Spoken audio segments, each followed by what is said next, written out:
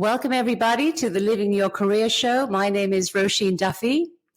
I am a director of Blue Sky Careers. We are a recruitment and career advisory agency. The theme of our show today is, are ethical foundations more important or perhaps more important than strong values? And we have a very special guest, and her name is Carolyn Varley. Carolyn is a mother of two fabulous girls. She's a journalist, she's an educator, she's an executive with national and international experience. She's worked in Europe and Southeast Asia. She holds a master in business in journalism from QUT, and she's specialized in ethics. She has co-produced a journalism textbook, which I imagine, Carolyn, was a labor of love. She is a former government and university communication leader. She is the current Director of Communication and Engagement at the Queensland Mental Health Commission. Her passion is ethical leadership. And I can't tell you how pleased we are to have you today, Carolyn. Thanks for coming and spending some time with us. Thanks for having me. I guess the first thing, Carolyn, we've talked about this before, and I know, you hold, your values and your ethical approach uppermost in everything that you do. Why, I guess, are ethical foundations more important than strong values? Why do you think they are? Well, I think anyone can have strong values. It doesn't mean that their values are in the least bit useful. I would say that we can look around some of the world leaders that we've got at the moment and look at their values. They hold their values very strongly. I think their values are totally unethical and immoral, but they do have very strong values. So, no, I would say that an ethical approach is more important than a values-based one, unless, of course, your values are based on strong ethics. One of the things I know is very important to you is living an ethical life, and I know you to do that in every quarter of your life. What does ethical leadership mean to you, though? Just before I answer that, I don't know that I do live an ethical life in every quarter. I do my best.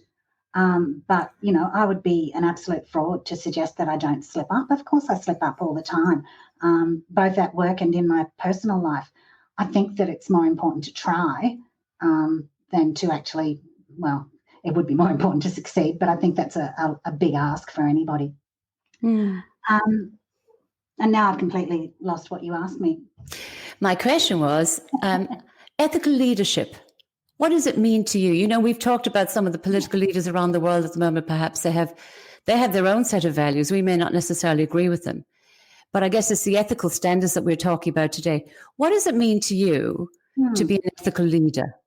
So to me, it really means treating everyone fairly. And I mean your staff, your managers, people at all levels of the organisation, the clients, customers, whatever it might be that you're dealing with, but the broader community as well, being aware that what most organisations do has some flow-on effect to people that you'll never see, that you might not even see as your stakeholders, and being fair to the community and to the planet, really. I think that's incredibly important for me because that's being fair to future generations. I guess a big key for me is giving people space to grow. I think that any member who's on your team should be growing and should have that capability to grow all the time. So it's nurturing people, helping them develop, and it's taking pride in what they do rather than taking credit for what they do. So for me, a measure of success of my role as a leader is the success and the achievements of the people that I'm working with, both now and in the past. When I was a journalism educator, I still come across people who I taught years and years ago who tell me that I had some positive and lasting effect on them. And that's an amazing reward to be able to hear that sort of thing. So, I think that's my idea of ethical leadership. It's leading from within the team rather than above it. It's working to bring everyone along. I think one of the things that's important to you is how you were raised. I think at one point you said to me, Roisin, I've been raised with really good role models. And perhaps you can explain a little bit about how they have influenced you and who you are today as an ethical leader. Oh, look, absolutely. I mean, one of my most powerful role models are my parents. My mother in her professional and her private life has always been and continues to be wise, far wiser than I could hope to be, fair, considerate of other people's needs, and yet manages to get things done. So for me, that's a terrific role model. You say to people before you jump into a decision, what would your mother or grandmother think about that? We say it to our own kids before they post something on the internet. For me, that's a guidance for life. What would my mother or my father have done in that situation? And would I be happy if my own daughters, who are young adults, if they emulated the sorts of behaviour that I'm hoping to model? And I think that's a really high measure of your own standards. And I mean, you get your ethics from your family, you get your values from your family, from other places as well, depending on the other influences on you. But that's a really strong starting point, isn't it? I guess it's interesting because I think if you are ethical, you almost, it's like your friends and your family, when you're raising your children, you almost automatically associate with families that almost have the same values as you. It's an interesting one. I guess it's an interesting thing for you too in seeking out. Is that a measure when you say you're looking at other people and what they do and your associations, both on a personal and professional level? I guess that ethical radar is something that we really look for in the people that we know and see in terms of their fairness, how they treat others. I guess my question to you is, what leaders do you admire and why? When you look around you now at the moment, we're dealing with, the political side of things at home and abroad that's, a little bit beige. It hasn't been exactly wonderful in terms of a great display of ethics. We look at some of the companies that have had to pay millions in terms of, damages to people, perhaps for work that they've should or shouldn't have done. I'm interested in what leaders do you admire and why do you admire them? Well, the really obvious one for me in the political sphere is Jacinda Ardern in New Zealand. She's not perfect, and she would be the first one to say that she's not perfect. But I think the approach that she takes to wellbeing, including having a wellbeing budget for New Zealand, points out clearly that wellbeing is far more important than continued economic growth, and that wellbeing in itself does actually contribute to economic growth. If your community isn't healthy and doesn't have strong wellbeing, then everything else is going to start to crumble around the fringes, and we can see that in countries overseas. So I think that she is a very clear one. A lot of leaders closer to home, people that I've worked with, and I'm not going to name them here because it would be like thanking all your aunts and uncles at a wedding and missing one. So I'm not going to take that risk, but I have worked with some fabulous, terrific leaders throughout my career. Oh, of course. When you look at somebody who's made a decision in a tough time, and I think that's really the sort of the strength of a leader. You've got a pressure point. It could be controversial. There could be a lot of public scrutiny. What do you look for in that leader when they're making that decision at that point in time? Because I think that's where the pressure really is exerted for people, perhaps to sway a little when it comes to their ethical approach. Yes, and it's where I think any of us are at risk of falling down. But if they are conducting their life with a strong ethical framework, what some would call a values-based framework, then it's almost habitual, isn't it? And when they come to making those decisions, they will apply that framework to it. I think also, when it comes to the really pointy end, good leaders take advice from those around them. They don't make decisions on their own. Well, they do make the decision because in the end it's their decision and they have to bear the consequences of it. But they do that in consultation with people whose advice they value, including people who have views different to their own, because it's so important to be able to seek the counterpoints. If we go down this path, what are the risks? What are the unintended consequences that we could lead to? So there's got to be a lot of logic and a good framework behind it. I suppose we talk about, you recruit a lot of teams. You've had, ginormous teams throughout the state, and then equally you've had smaller teams. Is there something for you in particular when you're interviewing somebody or reviewing an application? And I know this is a sort of an outside the box sort of question, but this is about careers. And, some people hold their values very true to themselves. We talk about, a couple of weeks ago, we were talking about if you're going to apply for a role, work for a company that culturally aligns with you, work for values-based leadership. If you hold something dear, make sure you seek that out in your applications and in the jobs that you pursue and the careers that you develop. What do you look for when you're looking at an application? What do you see and seek when you're interviewing somebody when it comes to the whole ethical piece? Well, I think that alignment is so important. So I want to understand why their whole life approach, how it can align with the organisation that they're looking to work in. I want them to be hungry, Roisin. I want people who are really willing to learn no matter what. I hope that I learn something new every single day. And it would be a bit disappointing to have a day where you think you get together and you think, oh, I don't think I actually broadened my knowledge or skills at all today. So I want people that are always hungry to learn, but that are happy to do that in a cooperative, collaborative environment. I don't want solo players anywhere. I don't think that they're very useful. I suppose people working, so this is the other side of that question, really. In this current market, times are tough and people may be forced to take positions that perhaps aren't exactly their ideal role, or it could be a stepping stone to something. There are so many different ways of looking at, why do I take this job? How does it benefit me? How does it benefit my learning? How does it benefit my progression? But I guess the question is that if you find yourself in a workplace that is not in keeping with your values, I guess what advice would you give to young people when they're facing perhaps some of those ethical conundrums?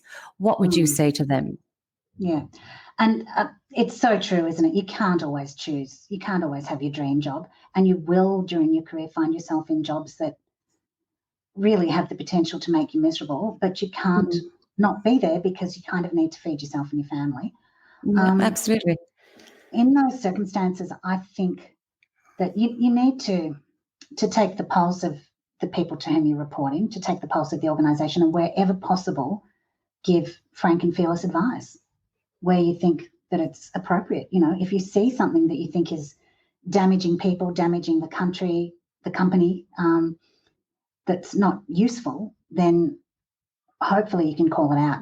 Obviously, in some companies, that's not going to be an opportunity, and with some leaders, that's not a possibility either. I think in those cases, you learn everything you can from the company while you're there, from the role, and you're also at the same time looking around to find something that aligns with you better. But don't get bogged down to the point where you're so miserable in a job that you can't see that it's going to offer you anything.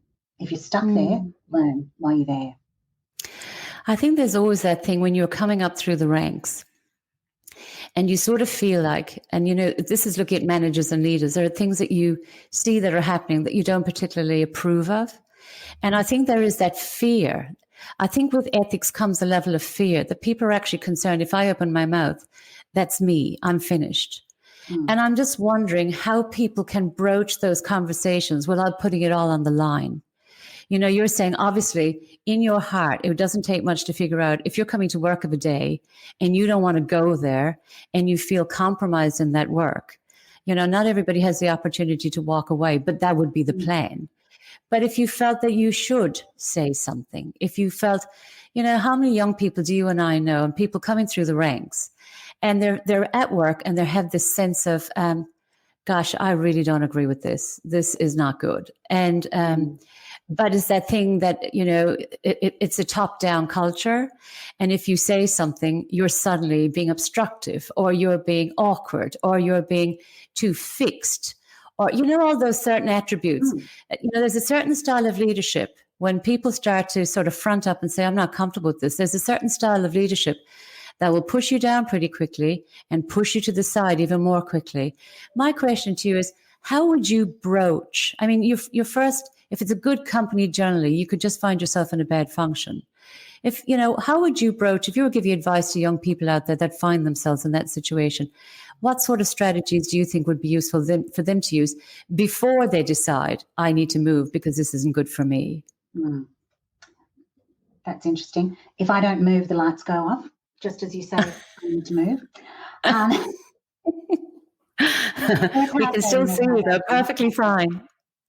Look, I think this is where having a good mentor is so important. Whether your mentor is within your organisation or outside it, you need someone where you can have a conversation that's removed from the actual, what's actually happening in the workplace, to say, look, this is my view, this is what I'm seeing. It seems to me like there's a real problem here. What do you think? And unpack that with a mentor who you trust and who's hopefully values align, ethics align with your own, and get somebody else to help work it out. And particularly for young people, when you come into those toxic workplaces and you have no choice but to be there, there's no way you can work that all out by yourself. So call for help. It might be parents, it might be family members, it might be people in other professions. If you can get a good mentoring relationship going early in your career, it will be invaluable to you right throughout. I think the other thing is too, Carolyn, when you're having that conversation, it's easy to be emotional when it comes to our values and when it comes to our ethics. But I think, you have to have the facts and the data at your disposal. Whatever you're saying, I think, has to be objective. I mean, we're not going to go into specific situations today because that's not what this is about. It's about guidance and counsel. I think we see enough of that played out in the papers and on the news. But I guess if you were talking to somebody about how they might stack up that argument, so the first thing is talking to a mentor. The mentor will hopefully, as you say, be aligned with you. But what tools and strategies have you found useful when you're trying to say, look, I think if you go down this path, this is where we might end up, whereas these are the facts. What sort of strategies and tools have you used perhaps to broach some of those conversations? I think that the first question, and it's a question to something to consider for yourself before you even start conversations, is don't take it personally. I think often things happen to us in the workplace and we take it personally. And if we continue to take it personally and don't realise that it's got nothing to do with us, it's to do with other people, then that can drive us down and grind us to a powder very quickly. So I'd say don't take it personally, but then you really need to look at the pros and cons of any situation. I mean, if there's something happening and you're concerned about it, do you think it's illegal? Do you think it's unethical? Well, in that case, maybe it's time to think about being some sort of whistleblower. But that takes a lot of consideration because that can be career destroying.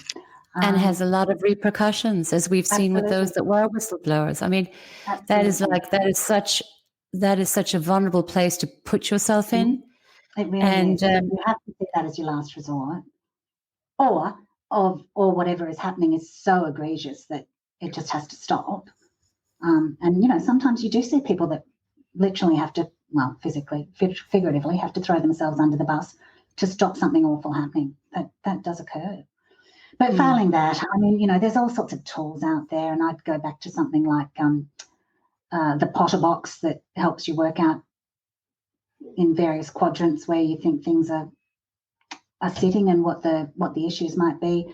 It might just be writing yourself a list of pros and cons on a piece of paper, consulting with other people who might have been in similar situations before, reading up. But there's no simple one answer, definitely. I think also, we talked about a while ago, you talked about a toxic culture. And I sometimes think the ethics of leadership determines the culture of an organization. Totally. And I'd just be interested in your comments on that, because again, many people are lured into this blue chip, sophisticated HR, tons of progress, great remuneration, and some companies are like that, but the function you're in could be a dodgy one. You could just have that leader or that manager who's not all that they're cut out to be. But I'd just be very interested in your thoughts about, again, people looking for work, looking to progress in work, people being stuck in roles where perhaps they're not altogether too happy, as you described earlier. What do you think are the links to ethics and culture? And how is that apparent to you when you see that it's probably not all that it could be or should be? No, certainly in an organisation, it does it starts at the top and it flows through. In a good organisation, there's opportunities for it to flow through from all levels, but in toxic organisations, it's generally top down giving permission to others throughout the organisation to behave equally as badly. So the sorts of things that flow through, I mean, often it goes back into the history of the organisation, and it's become so much part of the culture that it's never going to change, and you're not going to change it. I guess it comes back to why you're in the organisation, and if you're hunting those really lucrative jobs, which can be pretty enticing, particularly when you're young, then yeah, you might end up in a job that just doesn't align for you, that over time even corrupts your own ethics and values. You have to make that decision. Is that where you want to be? Some people Or could go the other way. Yeah. Or in fact could go the other way, and you mature to a point that you said this simply isn't acceptable. Yeah, I've outgrown it. You studied a Master of Journalism and your specialization was ethics. And I know you've held that true in your career all the way, or strove. You've really done everything possible to try to hold that close to you. I guess the question is, what were the 3 things you've learned about ethics from those studies and the 3 things you take with you today? And I'm thinking in particular if people are studying, what sort of courses they would study, what sort of that would align with their values, not just the work that they do, but the lines of study that they pursue as well. You obviously pursue that for a reason that was valuable for you. What were the 3 things you took out of those studies? Look, let me tell you why I did a Master's in Journalism Ethics. It was because I was working in an organisation where I saw examples, not right across the organisation, but I saw specific examples where ethics it was a black hole. It was, anti-ethical, if that can be such a thing. And I was at a level where I put up with it, went along with it to some extent for a time. And then I got to the point where I just said, I can't do this, but I need to restore my faith in journalism pretty much. And that's why I went off and did that Master's, and it took me off on different paths that I hadn't even imagined at the time. The 3 things that you do, wow. I mean, whatever you pursue, for me, pursue something that you love, because we spend so much of our lives at work and it influences every waking minute of our day and often the sleeping ones. Pursue what you love. I guess the other question is, if you could give advice to leaders today, we live in a very uncertain and unpredictable world right now. There's a lot of talk about, government departments and perhaps some of that top-down management and how people are feeling. We've seen widespread cuts in university where you used to work, in the commercial sector. There's a lot of people that are struggling today. And I guess, we talk about leaders needing to be commercial, but they need to also demonstrate, as somebody said to me, the avocado core. They need to be soft internally. They need to be able to show that they care about people. You can be soft on the outside and you can be tough on the inside. My question to you is, if you were advising leaders today on how to be ethical, how to think about the world we live in today, what would be your key message to them? What are you going to leave as a legacy for the people that are coming along behind in 5 years, 10 years, 50 years, 100 years? What are we going to leave behind for them? And that's in terms of community, in terms of culture, in terms of environment altogether. So yeah, what are you doing to help your kids or their kids or their kids? And what sort of world do you want them to live in? And model that. Model it now. And listen to people. Find out what they want and expect too, because it's not personal. It's not all about you.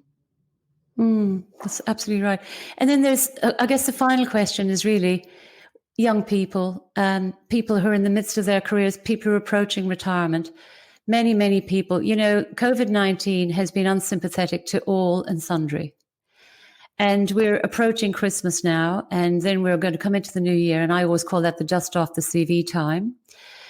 I guess my question to you is, from an ethical perspective, from a career perspective, from a job hunting perspective, is there one message that you would give these people that they could make their own, that might help them in terms of their, I guess, strength and resilience and methods and means over the coming weeks and months? It's It's a tough one, isn't it? Because there's no one message for all people. I mean, for most people in Australia, I would say most of us are incredibly and ridiculously lucky, even now, even if we've lost our jobs and we have something to fall back on. Roisin, you and I have spoken about the plight of refugees in Australia who have nothing to fall back on. Absolutely. So, you know, we are, most of us are incredibly fortunate. So don't forget that. Don't subside into misery if you can possibly avoid it. Sometimes you have to let yourself plunge down into a bit of misery, but make sure you can see the light and come on out again. What is it that you can do that can contribute to society through your job and through other measures as well? You know, and if people are out of work at the moment, my God, there are so many volunteer opportunities out there at the moment to help others and at the same time develop your own skills and develop yourself as a person. Well, I was just going to say, I mean, there are so many TAFE courses available now. There is a smidgen of their usual cost. There are so many, I think, you know, apprentices, traineeships. You know, if you want to go to university, God knows, you know, our tutors need to be working. And Carolyn, you know what the university sector is like right now, you know, across the world and here in Australia. You know, it's going to take a while before normality comes back and our international students come back and we're back to some semblance of normality. If ever. I don't know that we'll ever return to what we were.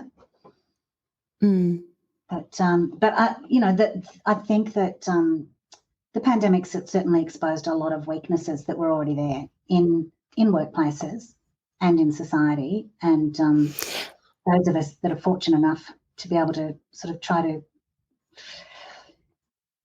contribute towards some repair work there need to do that. Gosh, I sound and I think that's on that.